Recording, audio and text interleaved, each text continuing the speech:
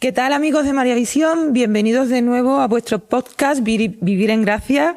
Es un programa dedicado a muchos temas interesantes para los católicos y espero que os esté gustando. Hoy vamos a seguir hablando de la consagración a la Virgen María, un tema apasionante, súper interesante, importante hoy en día, ¿verdad? Más que nunca. Y para ello tenemos de nuevo con nosotros a nuestro querido padre José Francisco Hernández Medina, que es miembro de la Sociedad de Vida Apostólica Vigo Fros Carmelis de los Heraldos del Evangelio. Bienvenido, padre. Muchas gracias, bien hallados todos. Vamos a invocar al Espíritu Santo, como siempre hacemos, para que nos salgan programas lo mejor posible para todos vosotros. ¿Vale? En el nombre del Padre, del Hijo y del Espíritu Santo. Ven, Espíritu Santo, ven por medio del Inmaculado Corazón de María, tu amadísima esposa. Ven, Espíritu Santo, ven por medio del Inmaculado Corazón de María, tu amadísima esposa. Ven, Espíritu Santo, ven por medio del Inmaculado Corazón de María, tu amadísima esposa. Amén. En nombre del Padre, del Hijo y del Espíritu Santo. Muy bien, padre, pues bueno, estábamos hablando en otro programa que hicimos de la importancia de la consagración a la Virgen en estos momentos, que siempre lo ha sido, pero ahora más, ¿verdad? La importancia personal, la importancia para los países, para que tengamos buenos gobernantes, para que, bueno, en fin. Que le estaba preguntando yo también que si la Virgen le hizo, bueno, que si Sor Lucía dijo realmente que se había consagrado el mundo como dijo la Virgen. Y usted me dijo que no del todo, que se había hecho, pero bueno, yo pienso que quizás por eso hubo una etapa que vino la caída del muro del año 89, ha habido varios episodios en la historia que quizás ha intervenido la Virgen con esa consagración, aunque no sea perfecta ni de todo el mundo, pero con todos los obispos, ¿no? Porque quizás faltaban a lo mejor todos los obispos. Explícanos un poco de este tema.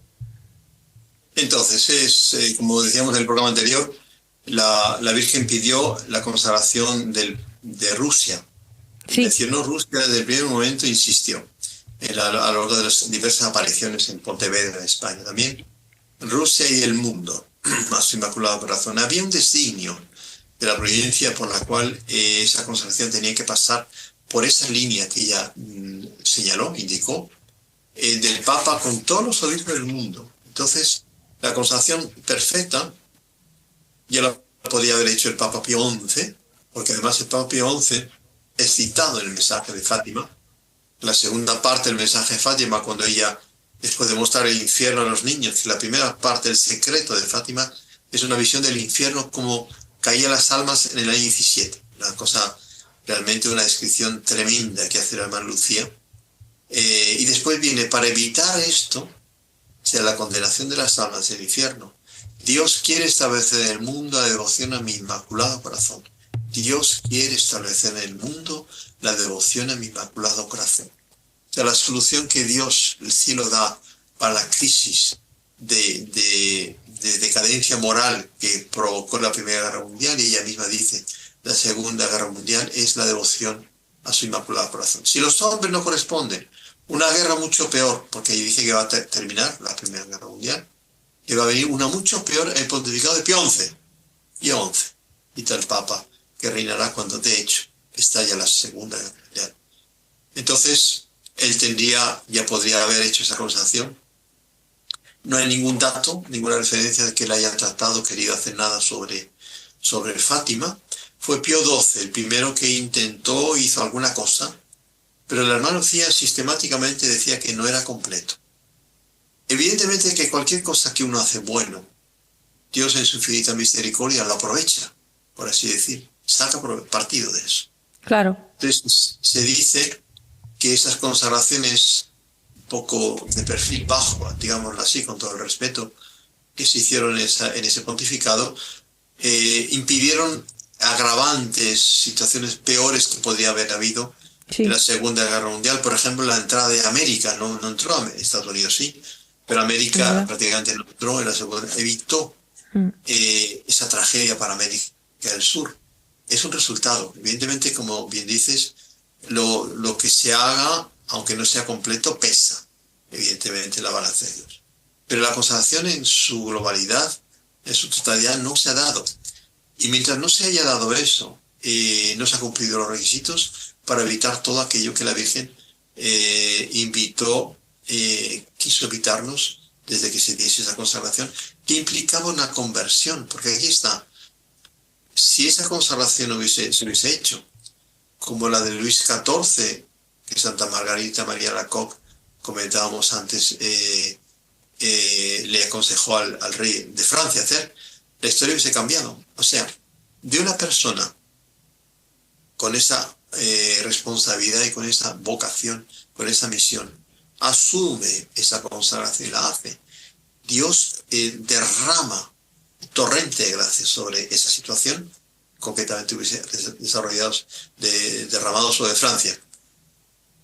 Algo análogo pasa en España con la consagración en sentido positivo, en sentido contrario. Con la consagración de España, Sagrado Corazón de Jesús, por el rey Alfonso XIII en el Cerro de los Ángeles, que evidentemente tuvo una repercusión en la comunión de los santos. Sí, que es verdad. Claro, por supuesto. La fe en España se ha mantenido en gran parte, es una impresión personal, lógicamente, en gran parte a ese acto que el rey, jugándosela como se la jugó, el rey Alfonso XIII... De hecho, lo expulsaron de España. Yo creo que tuvo algo que ver eso. A los pocos años, sí, dicen eso, que un grupo de masones lo fue a visitar en una audiencia, le amenazaron que si consagraba a España perdería el trono, y lo perdió. Claro. Eso a su favor este rey, que hizo realmente un acto de una valentía, nada de la moda y nada de acuerdo con las corrientes que ya en el año 29 fue esa consagración, soplaban.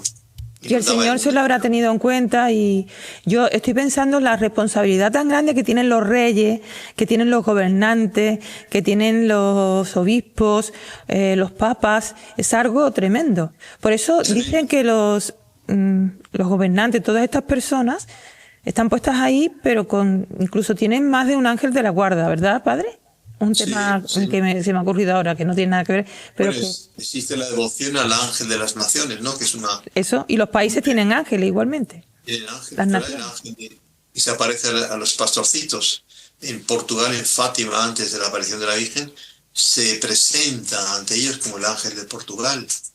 Existe una fiesta litúrgica dedicada al ángel de España, el día 1 de marzo, con misa. Porque teológicamente se sabe, tanto Tomás de Aquino además lo desarrolla mucho, como existen ángeles para todo, para las parroquias, para las provincias, las ciudades. El ángel, hay una imagen en Valencia, en la iglesia de San Juan del Hospital, la basílica, que tiene una imagen dedicada al ángel de Valencia, que es real, el ángel de la familia real, etc. Entonces esos ángeles actúan evidentemente cuando la persona hace un acto de fe, la consagración que decíamos, ¿no? Dice que con la consagración a la Santísima Virgen entra un ángel nuevo en la vida de la persona. Sí, pero en la vida de la persona que consagra. Que consagra, eso son revelaciones privadas, ¿no? Vale. Salud no dice eso, pero pues algo muy verosímil, muy dentro de la... Está dentro del... Sí. Tienen millones y millones de ángeles, ¿por qué no darnos más, no? Cuando la Virgen se aparece al apóstol Santiago en Zaragoza, ante las orillas del Ebro, cuenta la vidente Sor María Jesús de Ágreda, que cuenta con detalles cómo fue esa aparición. Dice que la Virgen dejó un ángel de su custodia. La Virgen tenía 1000 ángeles de la guarda, 1000. Uno de los 1000 lo dejó en el Pilar de Zaragoza para que el Pilar se conservase hasta el fin del mundo y que hubiese fervor en torno al Pilar. Ay, padre, yo eso no lo sabía. Sí, es una maravilla. Y de hecho uno siente en el Pilar, cuando uno reza ante el Pilar, una gracia muy especial que tiene que ver con ese ángel de la custodia de ella que regaló a Zaragoza, por lo tanto a España. Ahí lo tenemos. Sí, porque la Virgen, es la primera aparición de la Virgen viva, porque fue una bilocación. La única que se conozca en viva. Y por tanto la primera, claro. Sí, que... Una bilocación, el principio fue bilocación. Claro, por eso ella en vida tenía miles de ángeles, porque luego estaba con ellos en el cielo, pero en vida tenía también miles de Entonces, ángeles. los gobernantes, los papas, los obispos tienen ángeles. No es por falta de auxilio que no cumplen, en el caso de que no cumplan el deber. Y evidentemente se trata de hacer la voluntad de Dios para que el ángel pueda actuar.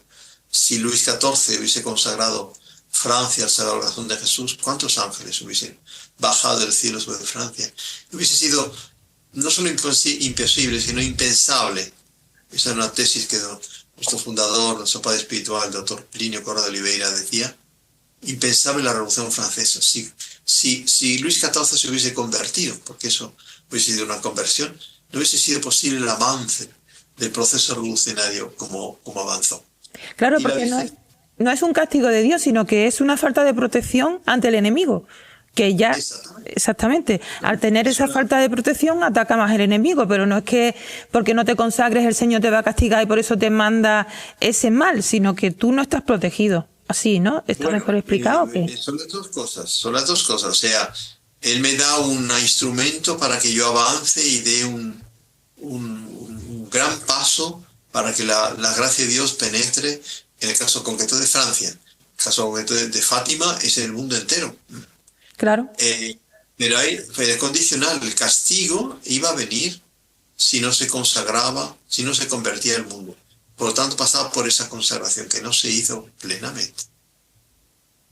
Madre. Bueno, pues a ver si se consagra ya. Bueno, yo creo que también el tema de Rusia fue por el tema un poco político, ¿no? Quizá.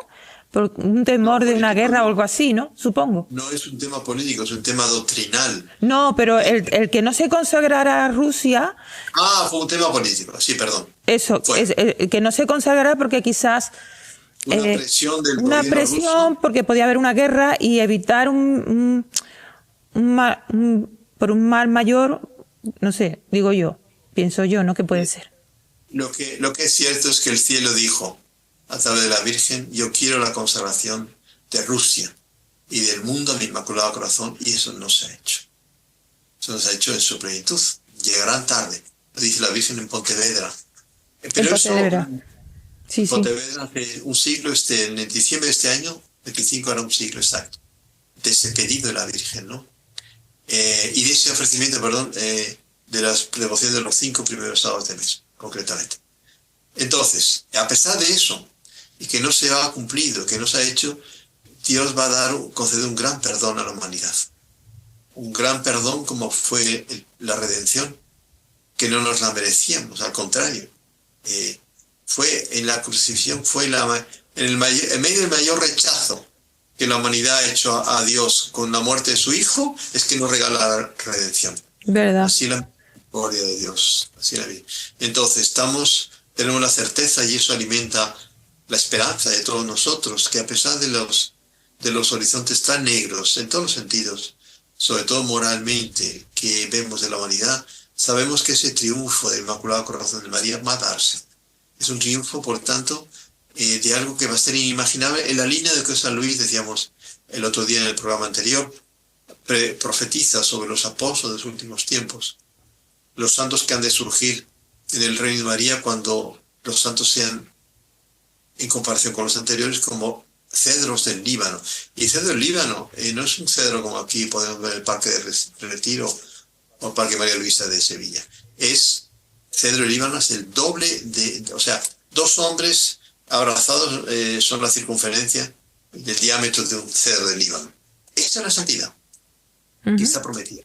Porque San Luis, es muy importante eso, en el Tratado de la Verdadera Devoción, que aconsejo a todo el mundo que lo lea. Y lo dijimos en el programa anterior y lo volvemos a repetir, que ese libro es fundamental que lo leamos todos. Yo lo leí hace unos años, lo voy a volver a leer, porque siempre hay cosas que se te olvidan y tal, pero que te explica perfectamente cómo es la consagración a la Virgen, ¿verdad?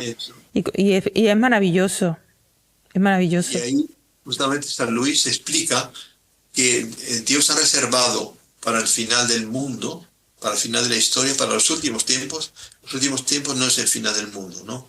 Son estos últimos tiempos después de esta crisis, de ese paso de la página de la historia que estamos viviendo. Está reservado para ese tiempo, para esa era de María, reino de María, gracias nuevas. Porque, y él pone un ejemplo muy bonito que da para entender mejor lo que él quiere explicar. Él dice que cuando fueron las bodas de Caná, ¿no? Sí. Que fue el primer milagro del Señor, fue el milagro que se hizo a través de María y por María. Fue ella que les dijo, no tienen vino, haced lo que os diga. Bueno, entonces San Luis dice que esa es la imagen de lo que va a pasar en la historia. El vino normal ha sido servido hasta ahora. El vino nuevo, el mejor vino de la historia, viene a través de María. Por lo tanto, cuando se practique esa devoción, esa entrega, esa consagración a Jesucristo por las manos de María, vendrá el mejor vino de la historia. Por lo tanto, es un régimen de gracias nuevo. Que no significa que sea el fin del mundo, sino que será un tiempo maravilloso, ¿verdad? De paz. Al revés. Claro. Al revés. San Luis dice que la Virgen tiene que ser glorificada. O sea, Dios, en primer lugar, la redención humana es tan valiosa, es tan única, sí, que no tiene sentido que durante 2000 años solo se haya conseguido la conversión de lo que se ha conseguido. Tiene que haber una conversión de toda la humanidad. Y eso va a venir a través de la Santísima Virgen, porque es la tesis, el hilo de la tesis de San Luis en el Tratado de la Verdadera Devoción, que todo ha querido hacerlo Jesucristo a través de María. Por tanto, es a través de María que Él va a ser glorificado y que la redención va a desdoblarse en todas las potencialidades que la redención tiene, en esa nueva era de gracias especiales en que las almas respirarán a María, como los cuerpos respiran el aire. Entonces es un régimen de gracia, repito, que quien lee el tratado entiende mejor. O sea, Dios ha reservado para la última etapa de la historia la glorificación de su madre. Porque la humildad que ella practicó fue tan radical, tan perfecta, tan divina, que el resultado, quien se humilla será ensalzado. La exaltación de la Santísima Virgen va a ser el premio que Él le va a dar en la historia a través de este reino de María, en que va a haber ese triunfo que en Fátima la Virgen dijo en su expresión al final de su mensaje. O sea, a pesar de todo, a pesar de los pecados, de los castigos, al final mi Inmaculado Corazón triunfará. Y seguro que será el dogma de de María Corredentora, seguro que también. La mediación, sobre todo la mediación. Mediadora, exactamente. De todas las gracias, y por tanto corredentora, ¿no? Que es una expresión que usan ya los padres de la Iglesia. No es una expresión reciente, los papas se lo han usado. Sí. Sobre todo la mediación universal, porque el dogma de la mediación universal justamente viene en encuentro a esta consagración. Porque yo al consagrarme reconozco que ella es el canal, ella es la vía para yo recibir las gracias que vienen de Jesucristo, único Redentor, único Salvador. Pero Él ha querido que fuese a través de María, a través de la encarnación, de su vida oculta, de su vida pública junto a María y de su presencia en la cruz, su presencia en Pentecostés, que la Iglesia surgiese y se desarrollase. Por lo tanto, va a ser a través de María que va a venir ese triunfo del bien. Porque el triunfo Inmaculado Corazón de María, ¿qué es? Es el triunfo de la Iglesia. Por supuesto que sí. Es que de la gracia de Dios. La Virgen María es...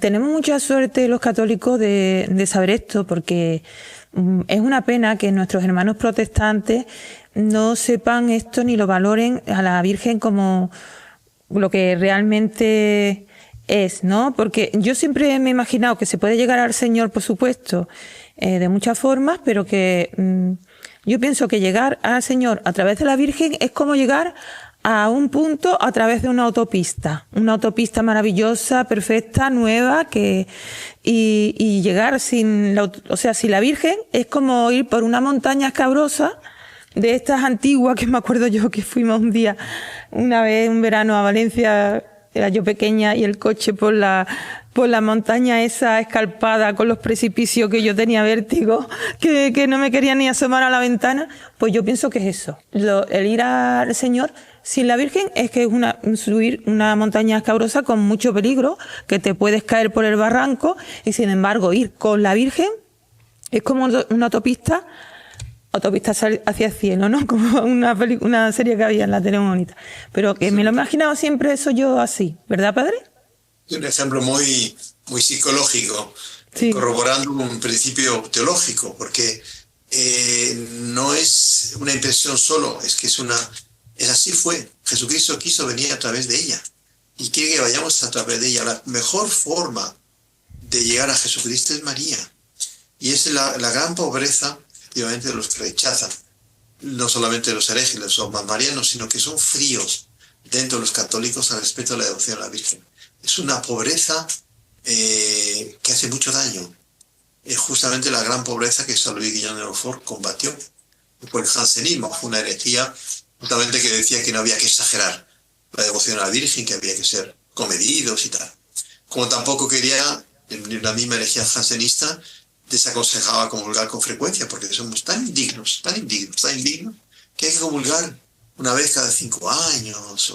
Es un estrangular la gracia a través de esa visión rigorista que lleva a no dar frutos, a la infecundidad total. Entonces, el camino perfecto, la autopista, muy bien expresado, la bien reacción que nos lleva a Jesucristo es María. Y por lo tanto, cuanto más nos hablamos a ella, hay incluso apariciones en que aparece nuestro niño Jesús señalando a la Virgen, como diciendo, es a través de ella que os quiero. Es entrando en ella que vendréis a mí. Sí. Señalando incluso el corazón de ella. Hay imágenes muy bonitas, muy perfectamente teológicas. Aquí está que el papel, hablamos de la mediación universal, el papel de María Santísima ha ido quedando más claro a lo largo de los siglos, y los dogmas marianos son los 2 únicos dogmas proclamados solemnemente, son marianos.